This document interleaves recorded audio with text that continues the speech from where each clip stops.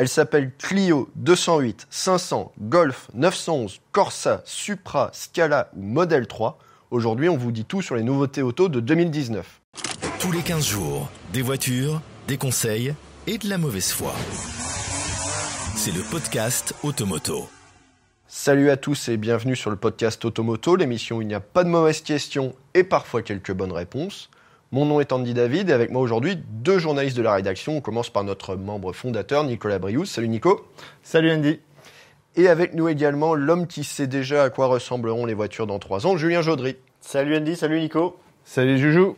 Aujourd'hui, on va vous parler des nouveautés automobiles majeures de l'année 2019. Évidemment, ce ne sera pas 100% exhaustif, mais on va essayer de vous donner un maximum d'infos sur les modèles importants que vous conduirez demain. Julien, tu es notre spécialiste nouveautés scoop. Tu es aussi l'auteur des illustrations qui figurent dans un dossier spécial du numéro 275 d'Automoto. Déjà, 2019, c'est plutôt un gros millésime automobile. 2019, ça s'annonce même comme un grand cru avec le retour de deux icônes françaises, la Clio et la 208. Et puis également étrangère avec une 8e génération de Golf et une 8e génération de Porsche 911. En France, il y a OM-PSG, pain au chocolat contre chocolatine, il y a aussi Clio contre 208. Déjà, Nico, ça fait pas mal de temps qu'on avait vu une sortie simultanée, non ? Les garçons, une époque où vous n'étiez même pas nés, 1972, sortie simultanée, quasi simultanée de la Renault 5 et de la Peugeot 104, les grands-mères des Clio et 208. Alors toi, tu votais R5 ou 104 ? Je votais Peugeot depuis toujours, comme tu le sais, pour les trains roulants, mais j'ai aussi possédé une R5, mais j'avais un petit faible pour les fameuses 104 ZS, comme tu le sais. À tout leader, tout honneur, la Renault Clio est la voiture la plus vendue en France, sans interruption depuis 2011. Alors comment est-ce que cette nouvelle génération pourrait préserver sa première place, Julien ? Eh bien, en évoluant en douceur, cette nouvelle Clio, elle sera présentée à Genève en même temps que la 208 et on ne s'attend pas véritablement à une révolution de style. Pas de gros changements esthétiques. Non, on verra vraiment une évolution du style actuel qui avait été inauguré par le style du designer Lorenz van den Acker en 2012. Donc on va retrouver ça et surtout on aura une bien meilleure qualité à bord et également l'arrivée d'une motorisation hybride, ça ce sera plutôt pour 2020. Renault fait ce choix plutôt sur l'hybridation avec un moteur de 128 chevaux qui permettra d'effectuer 5 km en full électrique et ils annoncent également une réduction de 40% de consommation en ville. Donc c'est une rivale pour la Yaris hybride. Exactement. Française. Ouais. Face à cette nouvelle Clio, on retrouve une Lyon inédite, la nouvelle 208, qui elle va changer plus sensiblement, Julien. Oui, elle va se rapprocher des codes stylistiques de la 508 avec ses griffes à LED, le bandeau arrière noir. Et elle aura un côté moins monovolume que l'actuelle. Elle va vraiment s'émanciper un peu dans l'esprit d'une Audi A1. Elle va également s'allonger, elle fera 4 mètres de long. Et à l'intérieur, on va retrouver également l'ambiance de la 508 avec le e-cockpit en option, des touches piano. Et la grande nouveauté, c'est l'arrivée d'une version 100% électrique. Exactement, grâce à la nouvelle plateforme.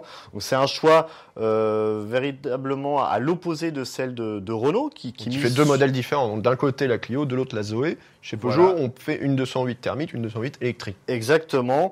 Alors par contre, la grosse question, c'est le tarif. Elle devrait être quand même assez chère par rapport à la Clio qui propose une version hybride beaucoup plus accessible, exactement. Alors pour en revenir, ça 208, serait quoi a priori une 208 électrique. Alors on a déjà des informations. Elle devrait avoir une puissance de 136 chevaux grâce à une batterie de 50 kWh, ce qui lui permettra d'avoir une autonomie de 300 km réels et la rumeur, c'est que la version GTI pourrait également être 100% électrique. Mais une version électrique, donc, au-delà de 30 000 €, on est dans des tarifs assez élevés. On serait aux alentours de 30 000 € effectivement pour cette 208. Alors, on le sait, Opel a rejoint le groupe PSA en 2017 et voici le premier enfant. C'est une petite cousine de la 208, c'est la Corsa, elle revient sur la même plateforme que la 208 puisque Opel a été racheté par PSA il y a quelques temps et elle disposera également d'une version 100% électrique. Ce qu'il faut savoir sur cette Corsa, c'est qu'il y avait une première Corsa qui avait été prévue à l'époque GM et qu'elle a été carrément mise à la poubelle pour faire une voiture sur base PSA. PSA a préféré se passer de ce tout nouveau modèle et lui allouer cette nouvelle plateforme de Peugeot 208. Nico, je te vois réagir sur la nouvelle Corsa. J'aime beaucoup quand tu dis mise à la poubelle. Je ne vais pas pleurer les Corsa. Vous n'avez pas connu les anciennes Corsa, qui étaient certes extrêmement fiables, mais qui étaient honnêtement des grosses poubelles à conduire, osons le dire. Donc je suis très content de savoir que la Corsa sera maintenant une Peugeot. Je parlais des anciennes Corsa, je parlais pas des toutes dernières générations, même si j'ai jamais été très fan. On parle de citadine électrique, la Renault Zoé numéro 1 des véhicules zéro émission en France va aussi changer en 2019. Oui, alors on ne sait pas si ce sera un tout nouveau modèle ou un gros restylage. En tout cas, elle aura un look légèrement différent, une planche de bord plus moderne et surtout une autonomie poussée à 600 km a priori. 600 km, ça devient quand même vraiment intéressant. Ça commence à être très intéressant. Ouais. Après, il faut se méfier du tarif. Ah, là aussi, on serait sur des bases autour de 30-35 000 euros. C'est possible, oui. On se dirige vers Turin où l'on va se renseigner sur la nouvelle Fiat 500. Alors Julien, à quoi est-ce qu'il faut s'attendre ? Eh oui, 12 ans après, Fiat songe enfin à remplacer la 500. Il était temps, oui. Pas sur le plan du style, parce qu'elle a plutôt bien vieilli, oui. Exactement, bien vieilli. Donc on aura une évolution de style en douceur, toujours ce style néo-rétro, mais surtout une architecture entièrement nouvelle. Au-delà de la 3 portes, on aura à présent 5 portes et aussi une variante break nommée Giardiniera. Ça parle à Nico. Beau, ça. Tout à fait. Très bel accent. Et enfin, une version 100% électrique. Nico ? Alors moi, je trouve que dans le genre rétro design, pour une petite voiture, c'est extrêmement réussi. Ça a même dépassé, je pense, de loin les espérances de Fiat à l'époque, il y a 12 ans. Et ce que j'aime, c'est sa simplicité, justement. Les proportions sont bonnes. Et au niveau tarif, elle est beaucoup plus abordable que des voitures comme la Mini. Ouais. J'espère simplement qu'ils vont pas trop s'éparpiller en faisant 50 versions comme fait Mini. Moi, ça m'agace un peu d'avoir des Mini qui sont grosses comme des Jaguars maintenant. Mais ça pourrait être sympa. Ça peut être sympa. Ça peut être sympa. Pas évident de la renouveler à nouveau sans tomber dans le surdesign ou les trucs. J'attends de voir. Mini, de génération en génération, elle grossit. On ne sait pas où ça s'arrêtera. Voilà. Ça devient une grosse grenouille. C'est pour ça que j'espère que ça ne sera pas le cas pour la 500. Mais il était temps quand même de la remplacer, la version actuelle, parce que là, au niveau prestation, on commençait à être dépassé. Au niveau agrément, mais comme quoi, ça n'était pas très grave. Et puisqu'on parle de néo-rétro, il y a une autre nouveauté qui devrait nous séduire en 2019. Là, c'est du côté de chez Honda, Julien. Oui, alors on n'a pas encore son nom. C'est un modèle qui est extrapolé du concept car Urban EV qui avait été présenté vu à Francfort, si je me rappelle en 2017, bien. Exactement, qui avait beaucoup de succès. C'est vraiment une petite voiture. C'est une Civic en fait, c'est une Civic des années 70, c'est ça. Il faut savoir que la Civic dans les années 70, c'était vraiment une citadine. Aujourd'hui, c'est une compacte. Et c'est vrai que ce nouveau modèle 100% électrique également, il va un peu reprendre les gènes de cette Civic originelle. Elle fait un peu penser aussi à une sorte de voiture Playmobil en plastique. Elle a de faux airs de Golf 1. Ce concept, il avait été révélé en 3 portes à Francfort. Là, on aura une version 5 portes qui aura la particularité, a priori, de se passer de rétroviseur. Et à la place, on aura des caméras. Et donc ça, c'est un véhicule 100% électrique. Exactement, qui arrive l'année prochaine. 2019, c'est une grosse année pour les citadines, mais aussi pour les compacts. Et évidemment, la plus célèbre d'entre elles, la Volkswagen Golf. Ah oui, il fallait s'y attendre. C'est le retour de la Golf, c'est la 8e génération. Alors, pas de révolution a priori, on aura toujours la même plateforme. Simplement, elle va s'alléger, elle va adopter l'hybridation légère. Quid d'une version 100% électrique? Pas sûr, parce qu'il y a un autre modèle qui arrive, c'est la Volkswagen ID. Ça, comme ID. Exactement. Non, pas comme ID. Dans sa montagne. Ouais. Donc ça, mais c'est plus tard, c'est plutôt en 2020, ça. C'est plutôt pour 2020, mais elle pourrait être présentée dès 2019. Sinon, pas de changement à attendre. Une Golf, ça reste une Golf. Revenons sur cette Golf, effectivement. Elle gardera les fondamentaux. Elle devrait se passer de version 3 portes, comme toutes les compactes. Elle garde uniquement la carrosserie. Ça, c'est une vraie tendance sur les compacts, sur les citadines. Les 3 portes ne se vendent plus, malheureusement. Voilà. Donc les constructeurs en tirent les conséquences. Voilà, il y aura malheureusement uniquement une GTI 5 portes. D'ailleurs, le groupe VV, il s'excite pas mal sur le segment des compacts parce qu'en Espagne, on travaille en même temps sur la nouvelle Léon. Exactement. C'est une voiture importante pour Seat parce que l'ancienne Léon, c'est un peu elle qui avait relancé la marque il y a 5-6 ans. C'est la 3e génération de Léon qui a très très bien marché. On devrait la voir sous forme de concept car à Genève. Avons une présentation à l'automne, quasiment au même moment que la Golf. Et cette Léon... pareil, elle s'émancipe, elle aura vraiment la même techno que la Golf, l'hybridation légère, hybridation rechargeable. Dans le style, il faut s'attendre à des lignes un petit peu moins acérée, moins agressive, plus douce, plus latine. La Scala, c'est plus à Milan, mais c'est à Mlada Boleslav en République tchèque, parce que Scala, c'est le nom de la nouvelle compacte Skoda. On est toujours dans le groupe Volkswagen. Alors, c'est quoi le positionnement Alors, effectivement, cette année, Volkswagen remplace absolument toutes ces compacts. On va le voir encore après. La Scala, c'est la remplaçante en quelque sorte de la Rapid Spaceback. Ça parle pas à grand monde. Elle était toujours vendue. Oui, c'est tout à fait. D'accord. Il existe toujours. Sous des allures un peu low cost. Là, on a un modèle beaucoup plus c'est quoi, c'est une moderne. Golf? C'est une A3 Sportback? Ça sera même plus long qu'une Golf. Skoda va vraiment miser sur l'habitabilité. Après, avec une techno légèrement en retrait, parce que cette Scala, elle va reposer sur une plateforme allongée de Polo. Mais la voiture sera très longue, elle fera 4,36 m. Il faut savoir qu'aujourd'hui, une Golf actuelle, c'est 4,25, 4,26, si je dis pas de bêtises. Donc vraiment une voiture très très longue, une plateforme étirée de Polo, des tarifs probablement très abordables. Bon, le problème, c'est qu'on n'aura probablement pas d'hybridation, contrairement au concept car qu'il annonçait à Paris, et ça, c'est dommage. Et ça change aussi chez Audi avec la nouvelle A3. Nouvelle A3 qui sera comme la Golf sur une plateforme MQB améliorée. Là également, abandon de la version 3 portes. Il n'y aura plus que de la Sportback en base. Quid du cabriolet? Pas sûr qu'il soit remplacé. En revanche, une berline basse de type CLA pourrait être développée sur la base de cette A3. On retrouvera aussi de la RS3 en haut de gamme un peu plus tard qui pourrait passer à l'hybridation et dépasser les 400 chevaux. Puisqu'on parle de l'A3, on va parler de sa concurrente directe, on va dire. C'est la BMW série 1.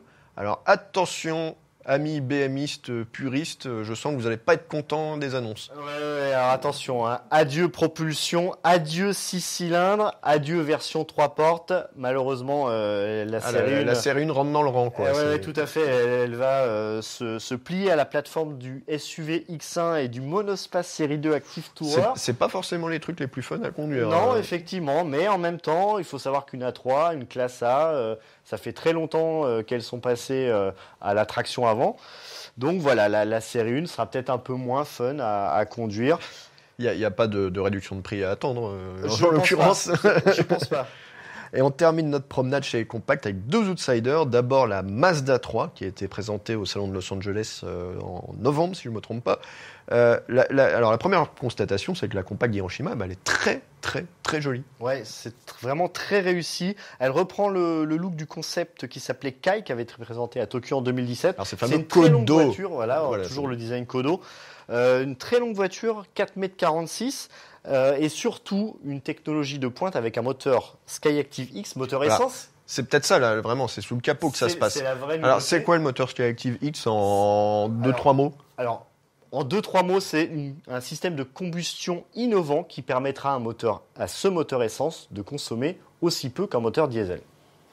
Ils sont très bons en technologie moteur, effectivement, chez Mazda. Hein. Ils avaient déjà fait de gros progrès avec leur diesel. Bon, maintenant, les diesels, on en parle beaucoup moins, mais en essence, ils appliquent donc le même type de technologie. Et moi, j'aimais déjà beaucoup l'actuelle Mazda 3, qui est une voiture élégante, sobre, très agréable à conduire, très bien suspendue, d'excellents trains roulants, dont on ne parle quasiment jamais. Et en plus, c'est fiable. C'est peut-être parce que c'est cher aussi. C'est un peu limite premium, on est d'accord. Voilà, on se demande si Mazda n'est pas en train de chercher à monter, premiumiser, monter possible. en gamme. Il faudrait voir sur d'autres marchés, mais possible. On parle de premiumisation et l'autre outsider, c'est aussi un constructeur qui se premiumise et qui est très à la mode, c'est Volvo, avec le retour de la V40. De la V40 et peut-être également de la S40, puisque cette nouvelle compacte devrait être développée en 5 portes et également en version 4 portes à mal arrière, pour la Chine notamment. Cette nouvelle V40, elle sera développée sur la plateforme du SUV voiture de l'année, le XC40. Et à terme, elle pourra adopter l'hybridation rechargeable et aussi une version 100% électrique, potentiellement badgée Polestar. Nico, je sais que toi, tu es plutôt un partisan de la V40. Oui, alternative à l'Audi A3 par exemple, extrêmement agréable à conduire, bien motorisé, des motorisations un peu anciennes sur la gamme actuelle, vu que c'était moteur Ford Turbo pour l'essence, mais très bonne voiture, mais assez chère quand même. Et maintenant, une page de pub. Cet homme s'appelle Marcello Gandini. Il a dessiné la Lamborghini Countach. D'après vous, quelle est sa voiture personnelle? Bien sûr, une voiture qu'il a dessinée lui-même, une Citroën BX 16 soupapes. Une Citroën BX 16 soupapes, 160 chevaux, que M. Gandini écouterait pendant des heures. Mais aujourd'hui, Marcello n'a pas besoin de toute cette cavalerie. Il se rend à son bureau. Et du moment que c'est en BX... Citroën BX, la route maîtrisée. SUV, les constructeurs depuis 5 ans sautent sur des cabriques sur leurs chaises avec ce sigle à la bouche. On est un peu en fin de cycle, Julien. Oui, en 2019, on va peut-être un peu souffler au niveau des SUV. La boucle est bouclée chez tous les constructeurs généralistes qui disposent tous d'une gamme complète de SUV.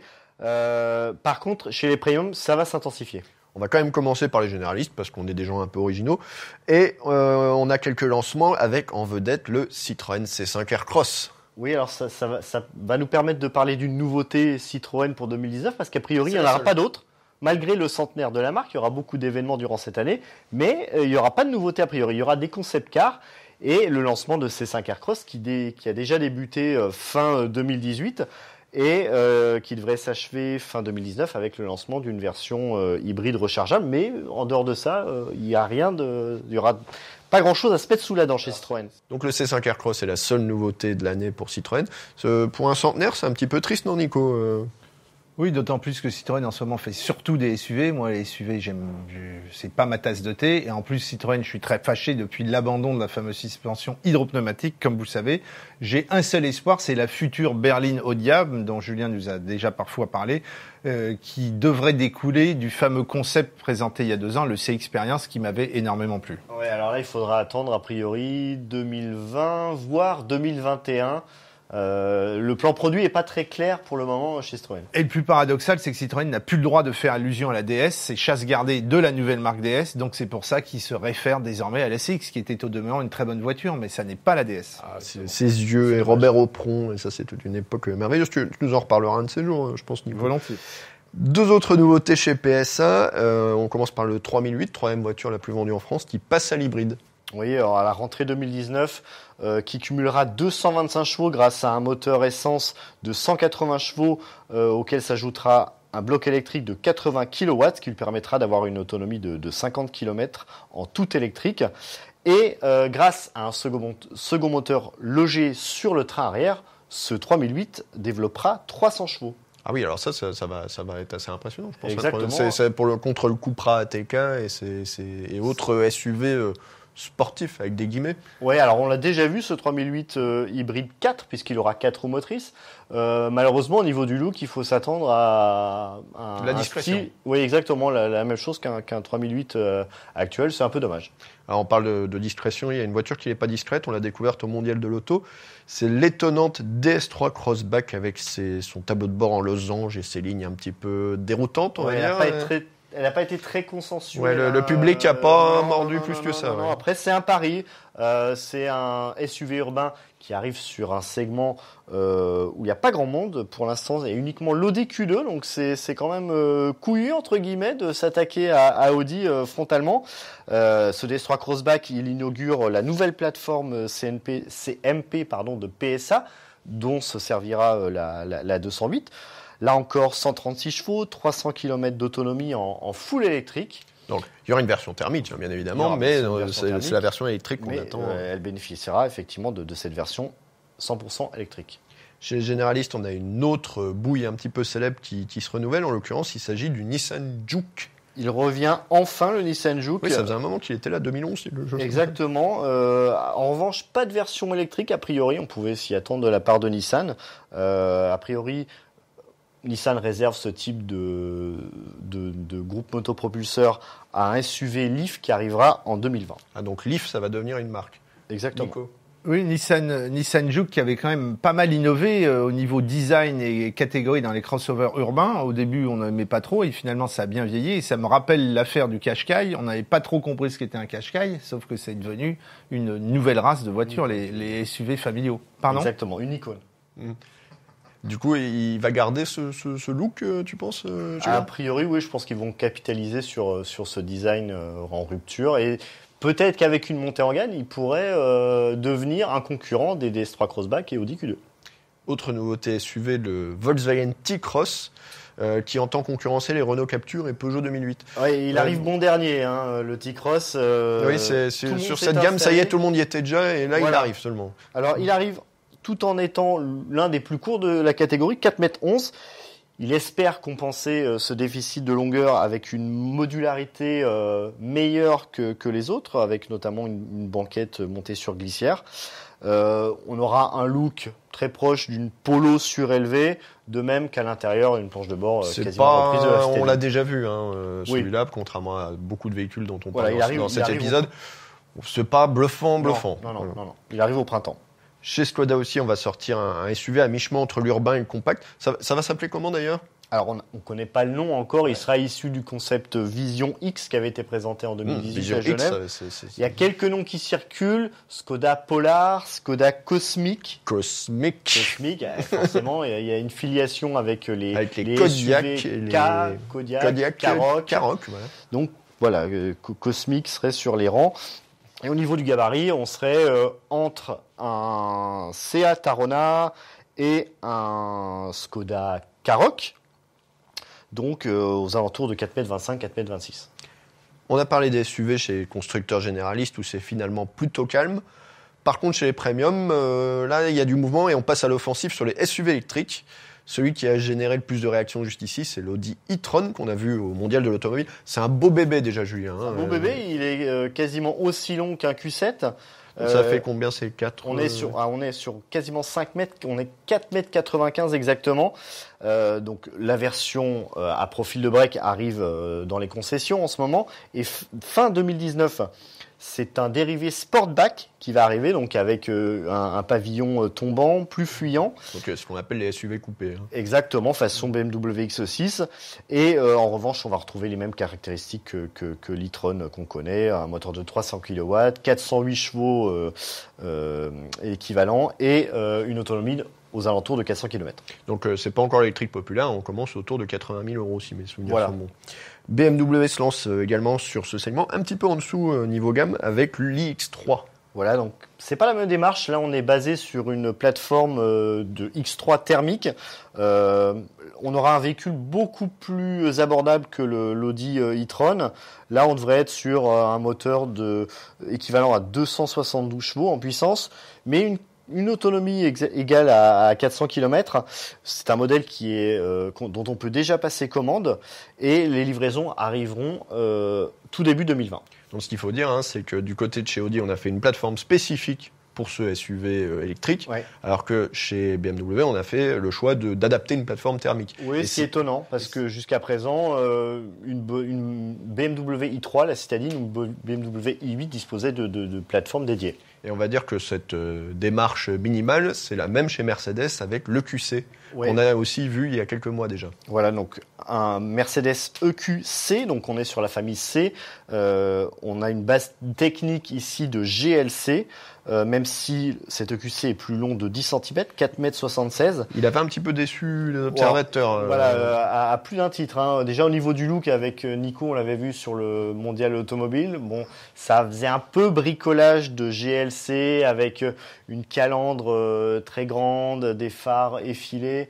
Ça fait une sorte de caricature de voiture électrique et c'est pas très élégant. C'est également décevant au niveau des prestations. Voilà, c'est ça aussi. Alors on est sur une voiture très puissante, 408 chevaux, mais jusque-là ça va. Jusqu'ici ça va. On pourrait être déçu au niveau de l'autonomie puisque Mercedes n'annonce qu'une autonomie basée sur le cycle NEDC. Donc l'ancien cycle d'homologation qui est plus gentil que le nouveau. Km. Donc 450 km en NEDC, donc, ce qui est un peu... Il est à craindre que la véritable autonomie tourne davantage aux alentours de 350, 400, là où un Jaguar I-Pace est capable de rallier 470 km en WLTP. Donc iX3 et EQC, on va dire, c'est des moyens pour ces deux constructeurs de venir... sur le marché du SUV électrique. Voilà, c'est un petit peu par la petite porte. Voilà. Est-ce que ça marchera ? Ouais, c'est la question. Et ces deux-là, ils risquent surtout d'être un petit peu faiblards face à la menace venu de la planète Elon Musk, en l'occurrence le Tesla Model Y, Ouais, dont on attend la révélation cette année. Ça va être très compliqué pour BMW et Mercedes. Ce modèle Y, il va être dévoilé au premier semestre 2019. Alors en théorie, parce qu'avec Elon Musk, les délais c'est toujours un petit peu compliqué. Oui, alors maintenant, on sait qu'il y a eu beaucoup de problèmes de production sur la berline Model 3, mais maintenant, voilà, le Model 3 est lancé, il va arriver En février. un peu plus tard en février. Le modèle Y, révélé au premier semestre 2019, pour une commercialisation en 2020. Il faut savoir que ce sera le premier modèle assemblé en Chine, puisque une nouvelle Gigafactory est en train de sortir de terre. Ils seront tous faits en Chine. Alors, Non. on ne sait pas. C'est toujours très obscur s'agissant de Tesla.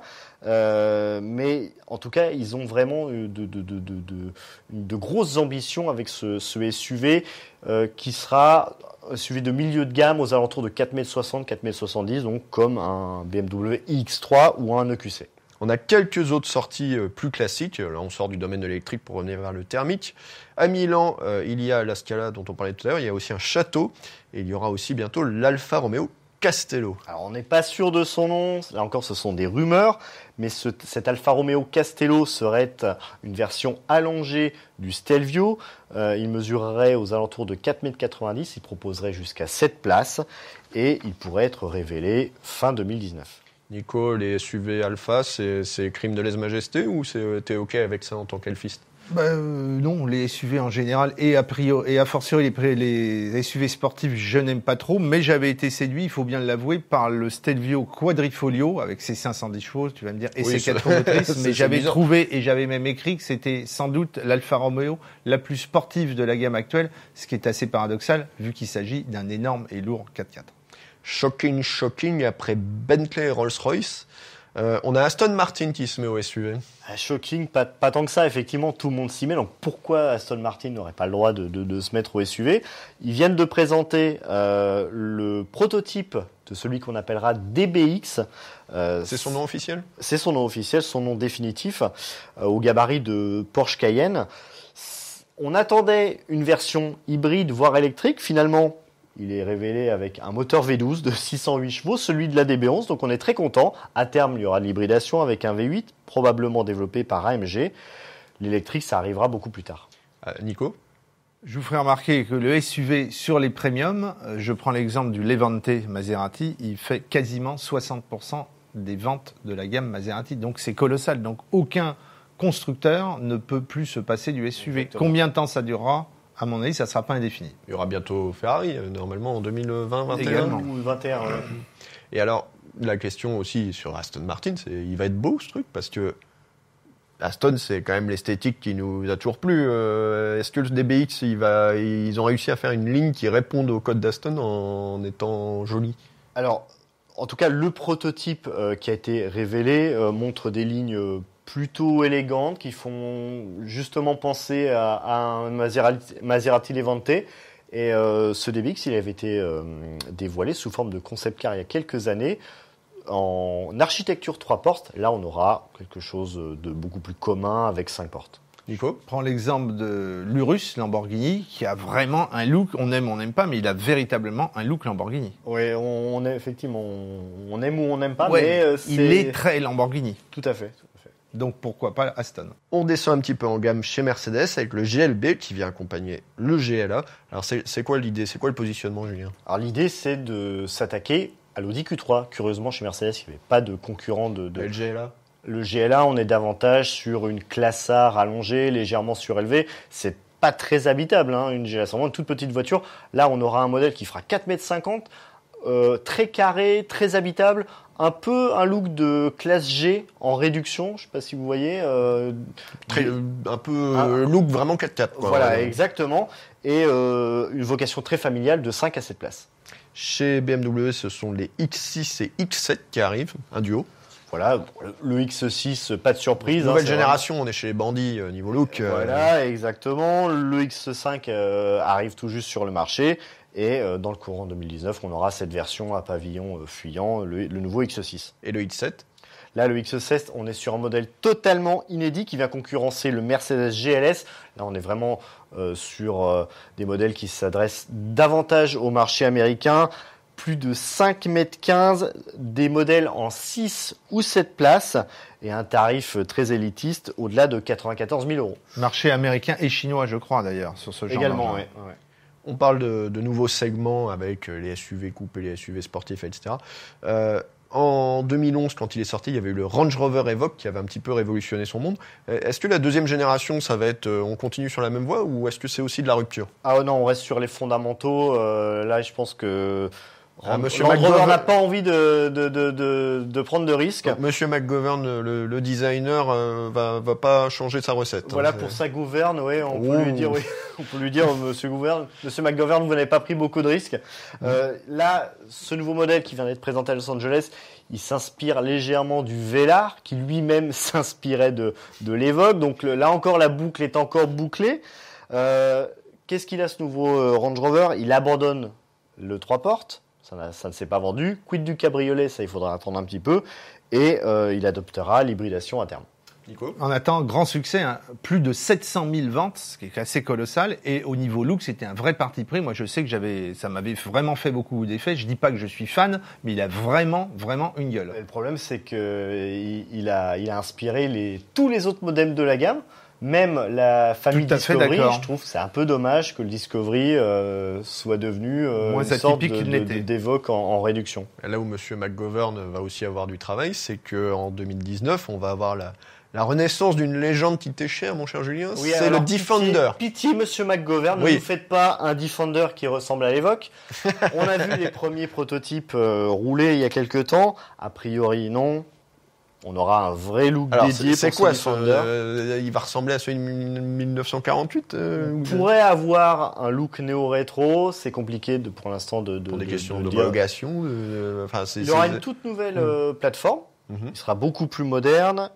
Il demeurera en 5 portes, 3 portes, également en pick-up, mais effectivement beaucoup plus moderne, des motorisations hybrides et peut-être également une version sportive SVR. J'espère être agréablement surpris, mais il est vrai que c'est quasi impossible de remplacer un monument tel que le Defender. C'est d'une telle pureté de style, d'une telle simplicité que ça paraît dur de faire aussi beau. C'est compliqué. Il y avait eu une tentative en 2011, c'était via le concept DC100, qui n'était pas trop mal, mais voilà, est-ce que les puristes s'y retrouveront ? C'est pas dit. Maintenant, il est temps de prendre l'ascenseur et de descendre au 3e sous-sol. C'est l'heure de rejoindre le parking Automoto. Mais que trouve-t-on cette semaine dans le garage ?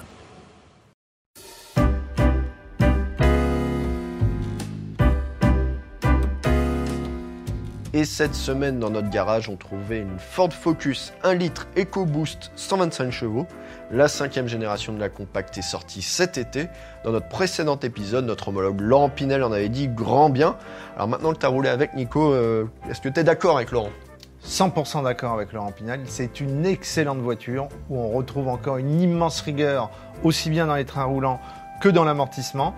Et osons le dire, elle se rapproche extrêmement à 1 mm derrière la 308 qui, comme tu le sais, qui est la meilleure voiture, la meilleure compactement, podcast selon moi. n'est pas payé par Peugeot, je tiens à le rappeler.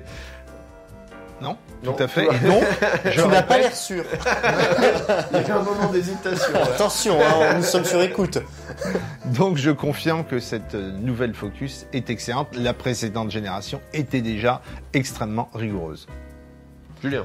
Et je voulais avoir l'avis au niveau... Oui, j'ai oublié de dire que j'avais bien aimé le look, moi, honnêtement, assez dynamique. Par contre, gros reproche sur la version ST-Line qu'on avait eue, c'était cette calandre faux nid d'abeille en plastique, même pas digne d'un jouet chinois de mauvaise qualité. Vraiment dégueulasse. Et en fait, j'ai vu l'autre version plus haut de gamme qui a une calandre beaucoup mieux finie. Alors, ça m'étonne pas que ça te plaise, Nico, cette version classique de Focus, parce que elle a un petit côté citroëniste avec une couleur sable et des boucliers vraiment pas terrible.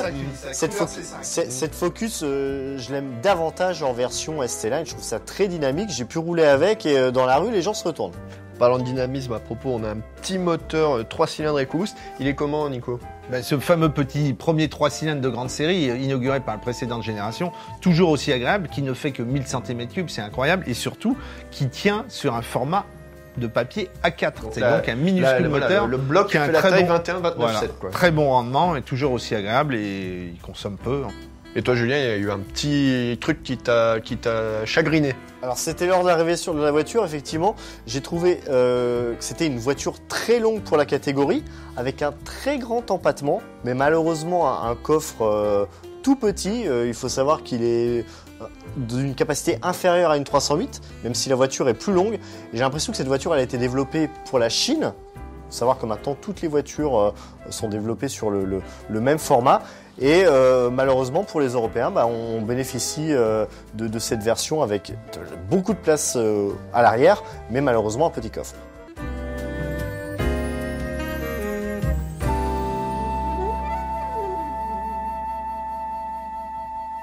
On reprend notre dossier nouveauté auto 2019 et cette année on a un beau lâcher de sportive avec en vedette la 8e génération de la Porsche 911. Alors pour commencer Julien, déjà comment on la reconnaît ? Parce qu'elle ressemble à une 911. Merci pour cette précision. Au revoir. Alors, plus sérieusement, est-ce qu'il y a justement l'œil non exercé, comment il reconnaît la nouvelle génération ? Alors pour moi cette nouvelle génération, elle revient aux fondamentaux des versions des années 80. Elle a un côté un peu vintage avec des détails plus carrés qu'auparavant. Le capot est un peu plus carré. On retrouve un bandeau de feu à l'arrière comme sur les anciens modèles. Après il y a de nouveaux détails esthétiques comme les poignées à Florence, ça c'est vraiment très joli. Et à l'intérieur pareil, une planche de bord très à l'horizontale, un écran de GPS très bien intégré. C'est vraiment une très belle voiture, une très grande réussite. Il faudra avoir l'œil effectivement pour la distinguer dans la rue. Nico. Je dois vous avouer, messieurs, que j'ai à peine eu le temps de m'habituer à la précédente génération, l'actuelle, la 991, tellement ça va vite. Par contre, les premiers échos qu'on a eu, que l'on tient de l'excellent Arthur Matal, qui a eu l'occasion de rouler sur circuit avec des ingénieurs Porsche dans la nouvelle 911, ça a l'air extrêmement efficace. Ouais, alors pour l'instant, elle a été dévoilée uniquement en Carrera S et 4S. Cette S, elle développe désormais 450 chevaux, c'est 30 chevaux de plus qu'auparavant. Et la version de base sera révélée plus tard. Elle devrait faire aux alentours de 400 chevaux. Quoi de neuf sinon? Il n'y a pas eu de changement majeur. On pensait à un moment qu'il y aurait le moteur central arrière à la place du porte-à-faux arrière. Ça a été non, finalement, on reste vraiment sur un moteur arrière, pardon. Motel, oui. On note l'arrivée d'une boîte PDK à 8 rapports. On garde en revanche la boîte manuelle à 7 rapports. Ça, c'est la bonne nouvelle aussi pour les puristes. Ouais, tout à fait. La 911 garde la boîte manuelle. Tout à fait. Et on note aussi que cette nouvelle S, Carrera S, elle passe enfin la barre des 300 km/h en pointe. On parlait de 8e génération avec la 911. Il y a aussi la nouvelle Corvette qui arrive pour une 8e version. Et comme chez BM pour la série 1, là, les puristes, ça va un petit peu les gratter, je pense. Ah oui, là, par contre, on abandonne le moteur avant. On va passer à un moteur en position centrale arrière, comme sur une Ferrari 488. Alors, ça devrait faire une voiture extraordinaire au comportement très bien équilibré. Mais en look, du coup, ça va moins. Le côté Corvette, ça va être. A priori, de ce qu'on a vu, on sera sur un design qui nous rappellera une Honda NSX ou une McLaren. Ouais. Bon, mais ça, c'est plus très américain, quoi. Ouais. Non, c'est dommage. Et ça, c'est pour la compète, c'est pour essayer en GTE Voilà, de suivre le rythme des autres. Exactement, sur les compétitions d'endurance, Le Mans GTE Pro. Et on aura des moteurs à la hauteur avec 3 déclinaisons de V8, a priori 460 Alors, on chevaux. garde le V8, ça c'est la bonne On garde nouvelle. le V8, 460 chevaux, 680 chevaux et 850 chevaux. On parle même d'une version hybride. Ce ne sont que des rumeurs pour l'instant, avec plus de 1000 chevaux. Là, c'est quand même assez impressionnant. Si je vous dis Castrol, Yellow Hat ou Denso Sard, vous me dites Gran Turismo. ouais, mais un modèle en particulier. La Supra, on revient dans les années 70, c'est un modèle iconique chez Toyota. La Supra revient en 2019, elle sera présentée à Détroit, donc vraiment très prochainement. Elle a été développée en collaboration avec BMW. Donc c'est la sœur du BM Z4 en fait. C'est ça, elle repose sur une base de Z4. Ce ne sera pas un cabriolet, ce sera véritablement un coupé, contrairement au Z4. Et on devrait avoir une autorisation 6 cylindres. Donc 6 en ligne, comme sur les chevaux. anciennes Supra. Également, ouais. Les 90s, c'est aussi l'âge d'or de la McLaren F1 et celle-ci a désormais une descendante. Il s'agit de la McLaren Speedtail et la première impression, Julien, elle est un petit peu étrange. Est-ce qu'elle est à la hauteur du mythe McLaren F1 ? J'en suis pas sûr. Alors, déjà au niveau design, du style. Alors toi, t'en penses quoi ? Pour moi, c'est du design d'ingénieur. C'est-à-dire que c'est vraiment tout pour la performance, pour l'aérodynamisme. Alors, je trouve qu'il y a un côté groupe C. Ça me rappelle la WM qui a le record de vitesse dans les Unaudière. Voilà. Très sleek. Exactement. Il faut savoir qu'il y a des flasques sur les roues avant pour améliorer l'aérodynamisme. Mais l'ensemble manque d'inspiration. C'est loin d'être aussi agressif qu'une McLaren F1. En revanche, on retrouve les 3 places de front. Ah, ça c'est chouette. Ça. Dans l'habitacle, avec le volant sur la place du milieu. Ça, c'est vraiment très bien. C'est un beau clin d'œil à la F1 originelle. Alors, côté performance, parce que ça, c'est quand même là, c'est à l'avenant, évidemment. On a un V8 hybride de 1050 chevaux. La voiture ne pèse que 1430 kg.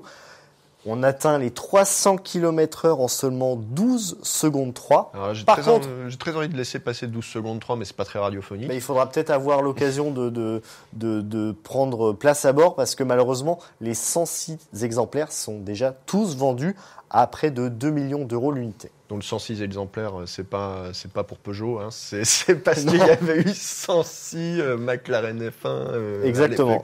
Réalisés à l'époque.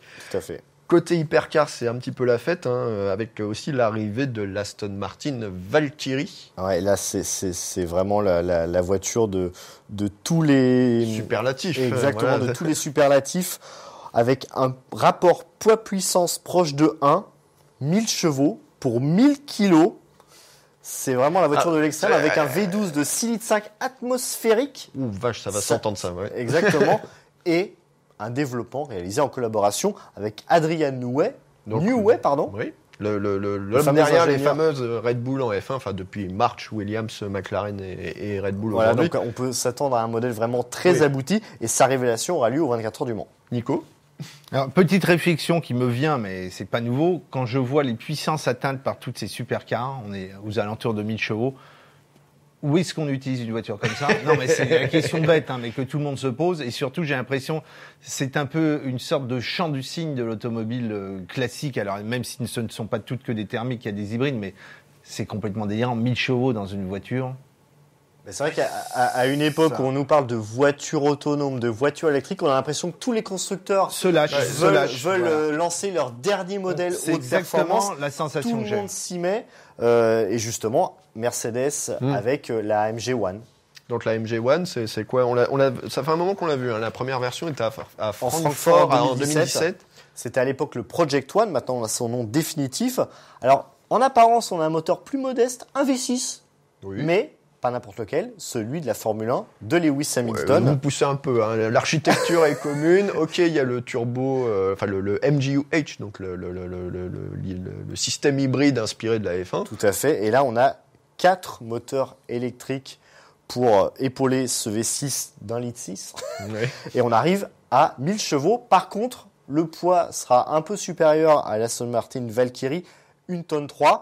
Ça va être très intéressant de les comparer si on a l'occasion de le faire. Je me rappelle une époque où les supercars commençaient à 400 chevaux, maintenant c'est 1000 chevaux. Voilà, ça 400 nous vieillit un peu. Maintenant c'est une Audi RS3, pardon. Puisqu'on parle du groupe Volkswagen, tiens, on va terminer avec Porsche. Et alors là, on est dans un truc plus éco-friendly avec la Porsche qui va changer Porsche, en l'occurrence la Taycan. C'est quoi ? C'est une Panamera électrique ? Oui, exactement. On n'est pas sur une supercar, mais ça va envoyer du lourd malgré tout, avec un moteur de 440 kW, l'équivalent à 600 chevaux. La Taycan, c'est la version de série de la Mission E qui avait été présentée il y a quelques années. Porsche électrique. Hein. Tout à fait. Ouais, et ça annonce l'arrivée de nombreuses berlines électriques haute performance. Il y aura chez Audi dans quelques années l'e-tron berline, exactement. Là, sur cette Taycan, on aura une autonomie annoncée de 400 km et par la suite, on aura aussi l'arrivée d'un dérivé légèrement surélevé, le Cross Taycan. On parlait de berline électrique et sur ce segment, il y aura une vedette quand même, c'est la Tesla Model 3. Enfin, elle est là. On en parlait tout à l'heure, effectivement, après de nombreux déboires, elle arrive en France en février. Donc ça y est, première livraison, hein. C'est Voilà. plus Là, c'est du concret. avec un an de retard à peu près. Pour la France, oui, c'est à peu près ça. Et on est sur 2 versions, l'une qui s'appelle Grande Autonomie, qui, c'est une appellation un peu bizarre. Okay. Elle promet 540 km d'autonomie sur le cycle WLTP et une version un peu plus performante. Les tarifs, 53 500 € et 64 300 €. On pensait que ça va Tesla pas voulait démocratiser, mais on n'est pas vraiment là. Bon, en vente, ce sera, dans le segment des berlines, ce sera surtout la BMW série 3 qu'on va voir dans la rue. C'est pour quand ? Ça arrive là, a priori au mois de mars, au même moment où le break sera révélé à Genève. Et par la suite, on aura l'arrivée d'une M3, d'un cabriolet série 4 et grand coupé. M3, faut s'attendre à quoi ? M3, c'est quand même un nom mythique M3, pour les amateurs de sport auto. On a quelques infos depuis quelques temps. On devrait être aux alentours de 470 chevaux, soit un tout petit peu plus que la M3 CS qui avait été révélée en 2018. Côté Mercedes, c'est calme avec le CLA, la berline la moins habitable du monde, qui bénéficie d'une 2e génération. Oui, c'est le retour de la berline voyou, entre guillemets. Cette nouvelle CLA, la 2e génération, elle devrait être révélée au CES de Las Vegas, soit quelques jours avant le salon de Détroit. Elle revient toujours avec une version Shooting Brake qui sera révélée un tout petit peu plus tard. Shooting Brake, contrairement au CLS, qui lui n'en bénéficiera pas, sa grande sœur CLS. On continue sur les breaks, puisque chez Volkswagen, on a une variante de l'Arteon qui s'appelle Variante. Mais ça veut dire break.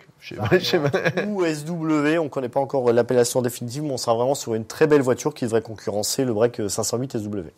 Et on termine notre magnifique tour d'horizon avec une grande berline, la gloire de la France. La main sur le cœur. Voilà, la DS8. Alors, qu'est-ce qu'on sait déjà ? On sait pas mal de choses sur cette séquence déjà. C'est berline. plutôt en fin d'année. Elle devrait être révélée à l'automne et être commercialisée tout début 2020. Mais pour nous, ça va être la grande nouveauté 2019 chez DS. Enfin, le retour d'une berline après les SUV. Ça suffit, les SUV. Là, on est sur une berline qui devrait faire aux alentours de 4,85 m. On sera entre 2 catégories, entre une Audi A4 et une Audi A6. C'est un peu risqué de la part de DS, mais en même temps, c'est ce qu'a fait le DS7 Crossback, ce positionnement entre 2 gammes. Ce qui fait également craindre le pire, c'est au niveau de motorisation. A priori, on devrait être sur 225 chevaux maximum avec l'hybridation rechargeable.